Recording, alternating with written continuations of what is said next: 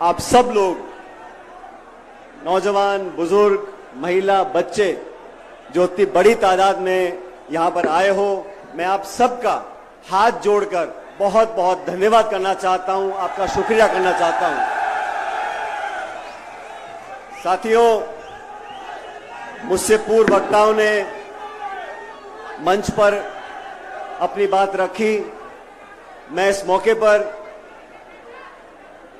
आपको बताना चाहता हूं क्या परिस्थितियां पैदा हुई, राजस्थान में क्या घटनाक्रम पैदा हुआ, जिसको लेकर इस यात्रा को हमने निकाला।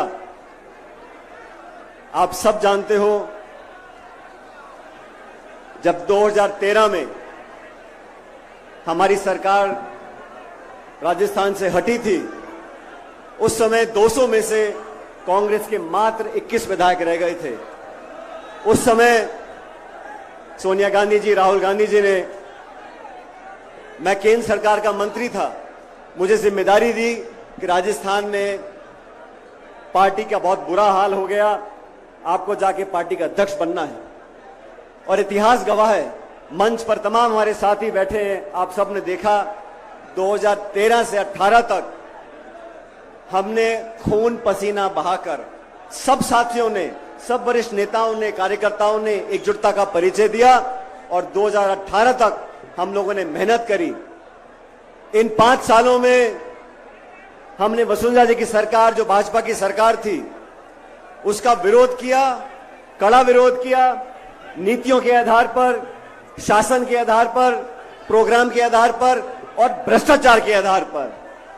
5 साल तक वसुंधरा जी के शासन में जो खुली लूट मची थी, जो बजरी माफिया, शराब माफिया, जमीन माफिया, भू माफिया, खान माफिया पनपा था, उसके खिलाफ हम सब ने आरोप लगाए। मैं प्रदेश का अध्यक्ष था, लेकिन तमाम नेताओं ने, सम्मानीय गहलोत साहब ने भी बढ़ चढ़कर हर मीटिंग में, हर भाषण में वसुंधरा जी पर आरोप लगाए। आरोप लगाए कि नहीं लगाए, मुझे बताओ। जब सरकार हमारी बनी, अभी हेमराम चौधरी साहब बता रहे थे, बाज आया, उसने माला किसी के गले में डाल दी। अब बाज क्या करता है हमारे हाथ में नहीं है, लेकिन जब सरकार हमारी बनी तो हमारा दायित्व था कि जो हमने कहा उसको कर कर दिखाएं। आज 4.5 साल पूरे हो गए। 4.5 साल में हम अभी तक उन वादों को पूरा नहीं कर सके जो हमने लांछन लगाया था, आरोप लगाया था, मैंने लगाया था, गहलोत साहब ने लगाया था कि वसुंधरा जी ने करप्शन किया, भ्रष्टाचार किया है। मैं 1.5 साल पहले से उनको चिट्ठी लिख रहा हूं, क्योंकि मुख्यमंत्री जी गृह मंत्री भी हैं, वित्त मंत्री भी हैं। मैंने चिट्ठी में आग्रह किया कि जांच कराओ, हमारी कथनी करनी में फर्क नहीं होना चाहिए,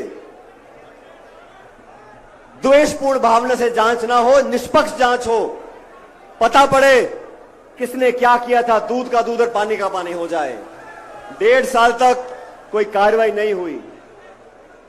मैंने जयपुर के अंदर एक दिन का अनशन रखा इसी मांग को लेकर कि वसुंधरा जी के कार्यकाल में जो भ्रष्टाचार हुआ उसकी जांच करो, उसकी जांच करो, उसकी जांच करो। 1 महीने तक कुछ नहीं हुआ। उसके बाद 9 तारीख को मुझे लगा अनशन से पार नहीं पड़ी, हमें जनता के बीच जाना चाहिए। और ये भ्रष्टाचार ऐसा मुद्दा है साथियों, दोस्तों, ये समाज को दीमक की तरह खा रहा है। अभी मन से बात कर रहे थे, नौजवानों का भविष्य अगर अंधकार में है, अगर पेपर लीक होता है तो करप्शन की वजह से होता है, भ्रष्टाचार की वजह से होता है। हम लोगों को करारा प्रहार करना पड़ेगा, भ्रष्टाचार को समाप्त करना पड़ेगा। और जो धारणा बनी हुई है कि 5 साल भाजपा, 5 साल कांग्रेस, इस धारणा को तोड़ने के लिए हमें दुनिया को दिखाना पड़ेगा कि हम जो कहते हैं वो कर कर दिखाते हैं। 11 तारीख को अजमेर से, अजमेर आरपीएससी का केंद्र है, माध्यमिक शिक्षा बोर्ड का केंद्र है, वहां पर पेपर बनते हैं, वहां से शिक्षा परीक्षा होती है, इंटरव्यू होते हैं, नौकरियां लगती हैं। इसलिए अजमेर जो वहां से 125 किलोमीटर दूर है, वहां से मैंने यात्रा शुरू करी। मुझे कुछ पत्रकारों ने बोला, यात्रा कर रहे हो, गर्मी बहुत है, मई का महीना है, बहुत पीड़ा होगी, 4-5 दिन धूप में चलोगे, बहुत दुख होगा, बहुत पीड़ा होगी। मैंने उनको कहा, हम और आप अगर 3-5 दिन इस चिलचिलाती धूप में चल लें, ये कोई पीड़ा नहीं है। लेकिन वो लड़का लड़की जो पढ़ लिख कर 1-2 साल मेहनत करते हैं, कोचिंग करते हैं, ट्यूशन लेते हैं और किराए के मकान में रहकर लाखों रुपया खर्च कर एग्जाम लिखने जाते हैं, वो पेपर लीक हो जाता है, उसके बाद कैंसिल हो जाता है। अरे बार बार होता है, क्यों होता है? इसकी जड़ तक जाना पड़ेगा। पेपर लीक करने वाले दलाल के, एक पेपर लीक करने वाले दलाल के किराए के मकान पर बुलडोजर चलता है, लेकिन जो कटारा को गिरफ्तार किया है उसके मकान पे क्यों नहीं चलता बुलडोजर? कानून अपना काम कर रहा है। अगर कानून अपना काम कर रहा है तो पक्षपात नहीं होना चाहिए। मछली छोटी हो या बड़ी हो, उसे तो पकड़ना पड़ेगा। गुड़ा जी के यहां पर हमने किसान सम्मेलन किया। केंद्र की सरकार ने एमएसपी पर कानून बनाने की बात करी थी, आज तक कुछ किया नहीं। ये बीजेपी वाले भी जो है, ये बहुत झूठे लोग हैं, झूठे वादे करते हैं। हमने उनको ललकारने के लिए झुंझुनू के अंदर एक आम सभा करी। वहां मैंने कहा, नागौर में इस बात को मैंने बोला, भाई ये पेपर लीक होता कैसे? ये पेपर लीक तिजोरी से निकलकर लोगों की जेब तक कैसे पहुंचता है? इसमें भ्रष्टाचार होता है, ये पूरा तंत्र, इसको बदलना पड़ेगा। तब कहा गया कि इस पेपर लीक जांच में कोई अधिकारी शामिल नहीं है, कोई नेता शामिल नहीं है। मैं पूछना चाहता हूं, जांच पूरी हुई नहीं, आप घोषणा कर रहे हो कि कोई किसी का कोई लेन देना नहीं है। अभी कटारा को आपने अरेस्ट कर लिया। ये कटारा जो सदस्य बने आरपीएससी के, किसके कहने पर बने, उसका पता करना पड़ेगा। ये आसमान से तो आए नहीं है। भ्रष्टाचार का मुद्दा नौजवानों के जीवन को अंधकार में धकेल रहा है। मैं तो साथियों आपसे कहना चाहता हूं, इस यात्रा में हम निकले, इस यात्रा का जो संकल्प था जन संघर्ष यात्रा का, वो भाजपा के शासन में हुए भ्रष्टाचार की जांच कराना था। इस यात्रा का उद्देश्य नौजवानों के साथ जो धोखा होता है, जो भ्रष्टाचार होता है, उसको समाप्त करने का हमारा उद्देश्य था। मैं आप सबका धन्यवाद करना चाहता हूं। जब मैं अजमेर से निकला था, बड़ी गर्मी थी, बहुत से लोग बोलते थे हो सकता है कुछ लोग यात्रा में ना जुड़ पाएं, और मैं आप लोगों से एक सवाल पूछना चाहता हूं। आप सचमुच सच जवाब देना। यहां बहुत दूर दूर से लोग आए हैं, अलग अलग जिलों से आए हैं। आप सच बताना, क्या आपको इस जयपुर की सभा में आने के रोकने के प्रयास हुए, हां कि ना? इसके आगे मुझे कुछ बोलना नहीं है, क्योंकि यही वसुंधरा जी की सरकार में मैंने 12 से झालावाड़ 100 किलोमीटर की पदयात्रा, किसान न्याय यात्रा निकाली थी। उस समय भी उस समय की सरकार ने बहुत कोशिश की। कलेक्टर, एसपी, बीडीओ, तहसीलदार, पटवारी, मास्टर, पूरे सरकार का महकमा लग गया था लोगों को रोकने के लिए। लोग रुके नहीं, किसान यात्रा हुई और उस सरकार को हमारे किसानों की मांग को मांगना पड़ा।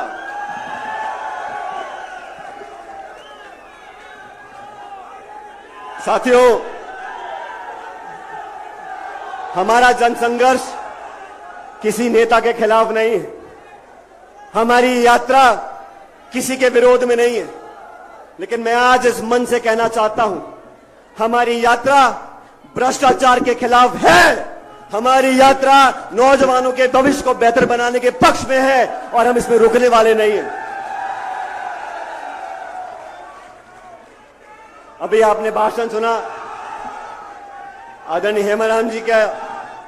कुछ दिन पहले हम सब बाड़मेर गए थे और हेमाराम जी बहुत कम बोलने वाले व्यक्तियों में से हैं, लेकिन आज मैं उनका भाषण सुन रहा था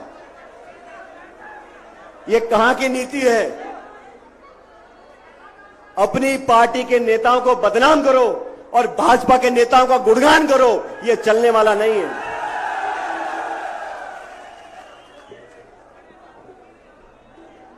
सत्ता में जब लोग आते हैं तो कोई व्यक्ति नहीं आता, शासक बैठता है कुर्सी के ऊपर, उसको तेरा मेरा करने का अधिकार नहीं, उसको पक्षपात करने का अधिकार नहीं, उसको न्याय करना पड़ेगा, कठोर निर्णय लेने पड़ेंगे।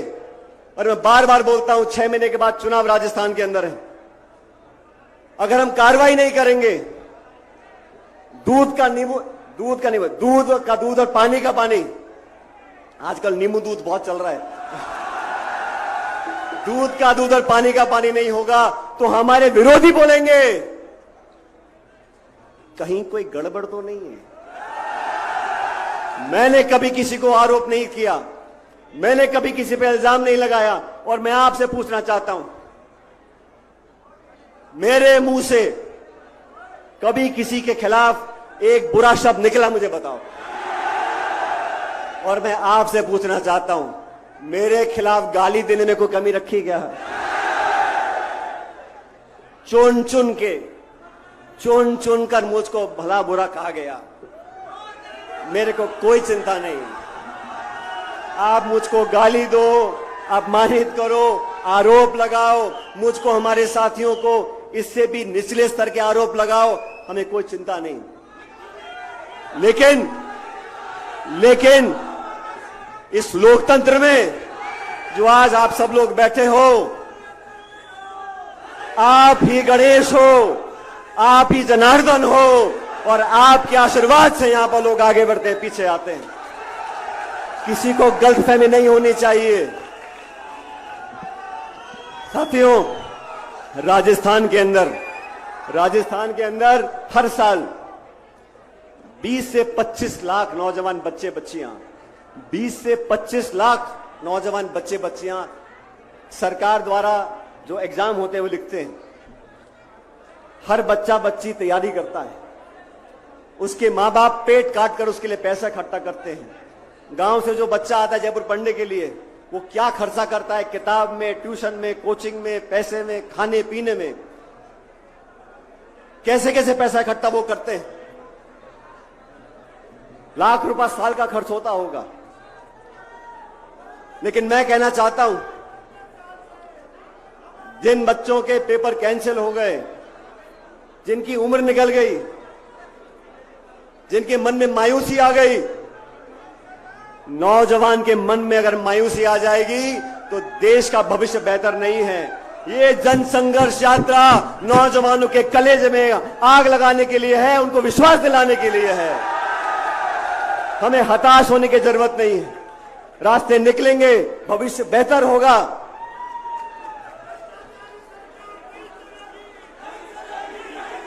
आदरणीय दोस्तों, नौजवान साथियों, मैंने जो मांग रखी हैं, जो अपार जन समर्थन मिला, वो मुझ व्यक्ति को नहीं मिला। मैंने जो मुद्दे जनता के सामने रखे हैं, ये समर्थन उसको मिला है। ये समर्थन भ्रष्टाचार के खिलाफ करारा प्रहार करने को मिला है। ये जन समर्थन नौजवानों के भविष्य को सुरक्षित रखने के लिए मिला है। राजस्थान की जनता बहुत स्वाभिमानी है। राजस्थान के लोग बहुत समझदार लोग हैं। जैसा मैंने पहले कहा, अखबार में क्या छपता है, नहीं छपता, टेलीविजन पे क्या दिखाते, नहीं दिखाते, लेकिन ये जनता जनार्दन सारी सच्चाई जानती है। मैं इस मौके पर आप सब लोगों को एक वादा करना चाहता हूं।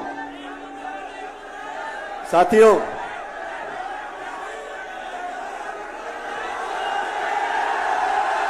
मैं आप लोगों को वादा करना चाहता हूं, मुझको और मेरे परिवार को राजनीति में 40-45 साल हो गए। अब नेट बंद करो, बिजली बंद करो, जनता बंद होने वाली नहीं है। मुकेश जी, ये नेट पेट सब फेल हो जाएंगे, चिंता मत करो। 20-22 साल से मैं राजनीति कर रहा हूं। मुझे भी बड़े बड़े मौके मिले, जनता की सेवा करने का, केंद्र में, राज्य में, सांसद, विधायक, बहुत सारे पद मिले। लेकिन ये प्रदेश और देश की जनता जानती है मेरी निष्ठा, मेरी ईमानदारी और हम लोगों के काम करने के तरीके में मेरा सबसे घोर विरोधी भी उंगली नहीं उठा सकता।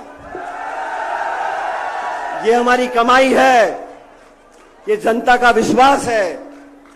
इस पे तुम कितने भी आरोप लगा लो, कितनी भी चुगली कर लो, कितनी भी अफवाह फैला लो, आप लोग इन बातों को मानोगे कि नहीं मानोगे? मैं आप लोगों को वादा करना चाहता हूं साथियों, इस यात्रा में बहुत सारे साथी हमारे साथ चले। मैं आप सबको आश्वासित भी करना चाहता हूं और वादा करना चाहता हूं अब सबके सामने,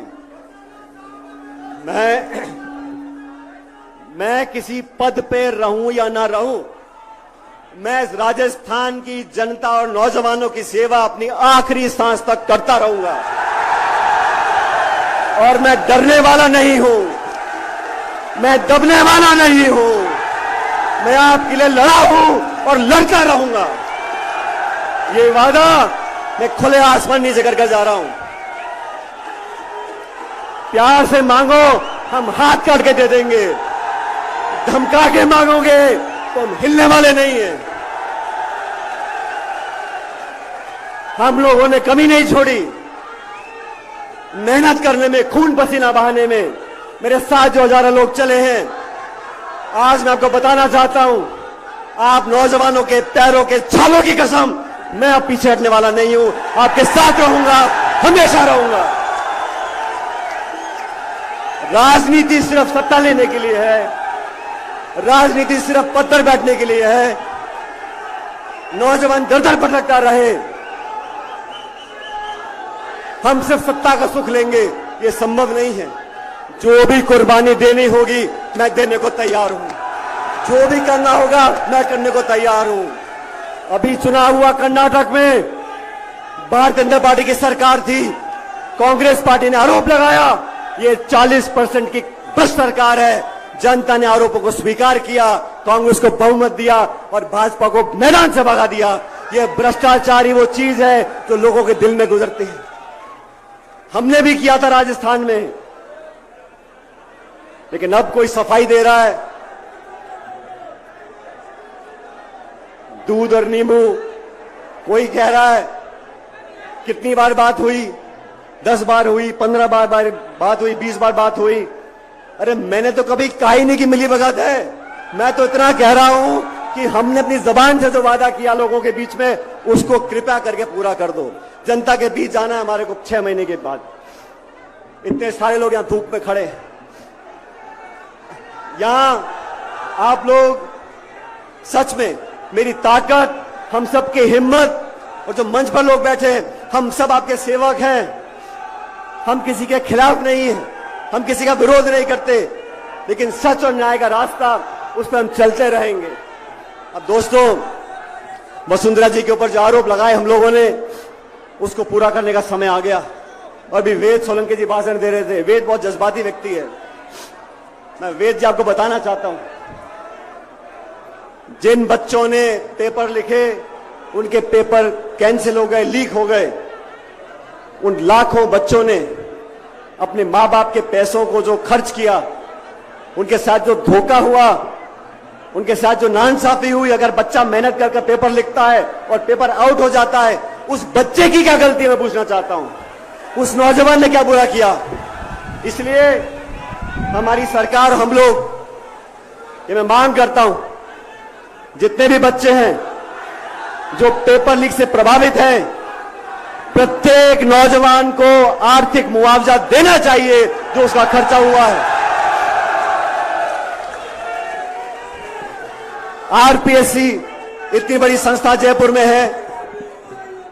आरपीएससी में जो आज जो धारणा बनी हुई है कि वहां जुगाड़ चलता है, आरपीएससी में नियुक्तियां राजनीतिक दृष्टिकोण देकर की जाती हैं। किसी का भांजा, किसी का भतीजा, किसी की बीवी, किसी का घरवाला। मैं मांग करता हूं अगर दोबारा नौजवानों का विश्वास कायम करना है, एक उदाहरण प्रस्तुत करना है, तो ये आरपीएससी को बंद करो, एक नई व्यवस्था कायम करो। आरपीएससी का चेयरमैन, आरपीएससी के मेंबर, कोई मापदंड तो हो। जान पहचान, रिश्तेदारी, किसी नेता से निकटता, ऐसे मेंबर बना दोगे आप। मेंबर को हटाने के लिए राष्ट्रपति तक जाना पड़ता है, लेकिन बनाने में क्या है, एक ऐसा कानून बने पारदर्शी तरीके से, आरपीएससी का चेयरमैन, आरपीएससी के मेंबर, और जो जांच होती है, जब हाईकोर्ट का जज बनता है उसकी आईबी जांच करती है, उसकी पृष्ठभूमि की जांच की जाती है, कहां उठता है, कहां बैठता है, क्या खाता है। इन मेंबर्स की, जो नए मेंबर बने, उनकी जांच होनी चाहिए, और ऐसे बने कोई साइंटिस्ट हो, कोई लेक्चरर हो, कोई प्रोफेसर हो, जिसका कोई वजूद हो, ऐसे लोगों को मेंबर बनाना चाहिए। तो आरपीएससी को भंग कर कर एक पूरा मूल चूक परिवर्तन, ये कोचिंग क्लास, ये अधिकारी, ये प्रिंटिंग प्रेस, ये आरपीएससी, ये माध्यमिक शिक्षा बोर्ड, ये जो पूरा जंजाल बना हुआ है, इसको ध्वस्त करना पड़ेगा, एक नया खाना बनाना पड़ेगा।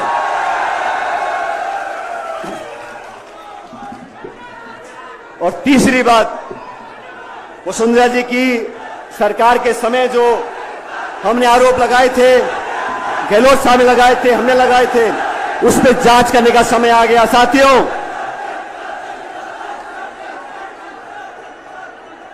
उन आरोपों पर जांच होनी चाहिए। मैंने चिट्ठी लिखी, बार बार लिखी, आवेदन किया, आग्रह किया, निवेदन किया, कार्रवाई हुई नहीं। मैंने अनशन किया, कार्रवाई हुई नहीं। हमने जनसंघर्ष यात्रा निकाली, मैं उम्मीद करता हूं कार्रवाई होगी। लेकिन ये तीनों बातें आरपीएससी को भंग कर कर पूरा पुनर्गठन करें, नए कानून मापदंड बने, पारदर्शिता से लोगों का चयन हो, पहली मांग।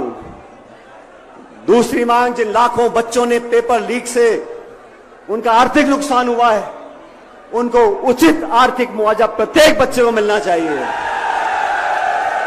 और तीसरी मांग, वसुंधरा जी के खिलाफ जो हमने आपने बिल के आरोप लगाए थे, उसकी उच्च स्तरीय जांच करनी पड़ेगी। आज तारीख हो गई 15 तारीख।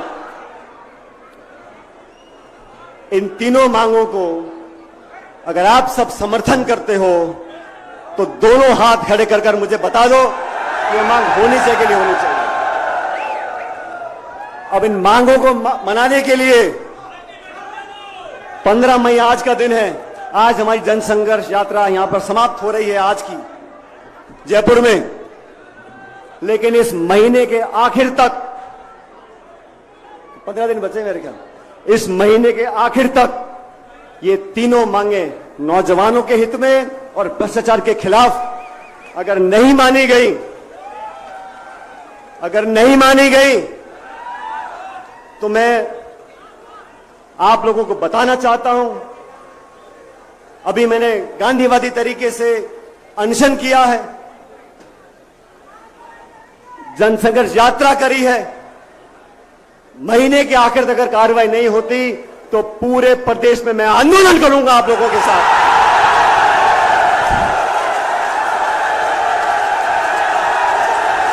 जनता के साथ रहेंगे, गांव में, डाणी में, शहरों में हम पैदल चलेंगे, जनता को साथ लेकर चलेंगे, न्याय दिलाएंगे, न्याय करवाएंगे, आपकी बात को रखते रहेंगे। और सुन लो, आप सब सुन लो, हम लोगों के पास कुछ नहीं है, हम लोगों के पास कुछ नहीं है। हम तो पैर में जूता डाल के निकल पड़े थे। मुझे उम्मीद नहीं थी कि यात्रा में कौन आएगा कौन नहीं आएगा। एक दिन की मोहलत दी थी और आप लोग पधारे होते बड़ी संख्या में। हमारे पास जो कुछ भी है, हमारी पूंजी, हमारी ताकत, हमारा सब कुछ ये जनता है। और जब हम आंदोलन करेंगे तो एक एक गांव, एक एक ढाणी में जाकर न्याय मांगेंगे और न्याय लेकर आएंगे। मेरा आप सब लोगों से निवेदन है, हम लोगों ने, मैं फिर कहना चाहता हूं,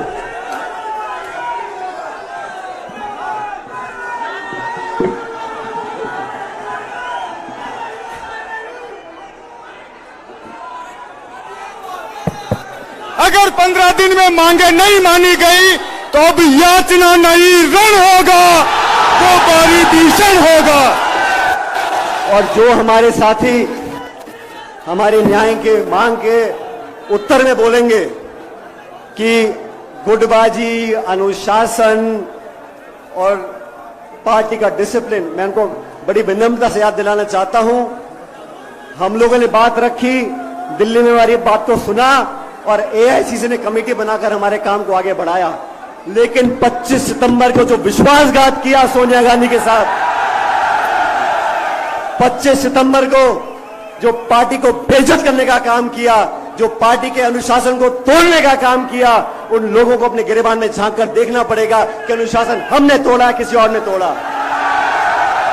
हम तो बिना पद के, गाली खा खा के, खून के घूंट पी पी के जनता में जाके संगठन का काम कर रहे हैं, और आप मलाई खा खा के, गाली दे दे के हमको बदनाम करने का काम कर रहे हो। यह होने वाला नहीं है। इसलिए साथियों, आपसे अंतिम निवेदन करना चाहता हूं, ये सभा आपकी है।